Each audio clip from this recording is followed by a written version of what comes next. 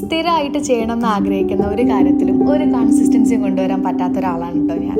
അത് മടി കാരണമൊന്നല്ല, പക്ഷെ മറ്റെല്ലാ കാര്യങ്ങളും ചെയ്ത് അവസാനം എൻ്റെ ടേൺ എത്തുന്ന സമയത്തേക്ക് സത്യം പറഞ്ഞാൽ ടയേർഡായി പോകുന്നതുകൊണ്ടാണ്.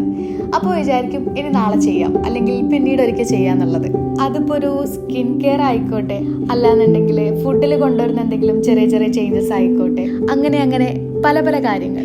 ഇതേ അവസ്ഥ തന്നെയാണ് എൻ്റെ വർക്കൗട്ടിൻ്റെ കാര്യത്തിലും.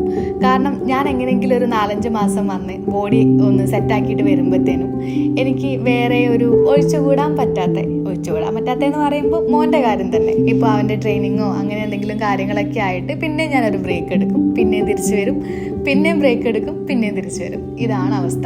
ഫെമിനിസ്റ്റ് രീതിയിൽ ചിന്തിക്കുകയാണോ എന്നറിയില്ല, പക്ഷേ എല്ലാ സ്ഥലത്തും വിട്ടുവീഴ്ചകൾ ചെയ്യുന്നത് ഭൂരിഭാഗം നമ്മൾ തന്നെയായിരിക്കും. പിന്നെ വിട്ടുവീഴ്ച ചെയ്യുന്നത് നല്ല കാര്യങ്ങൾ കാണുന്നുണ്ടെങ്കിൽ അതൊരു പ്രശ്നമല്ലല്ലോ. അപ്പോൾ ഓക്കെ, ടാറ്റ.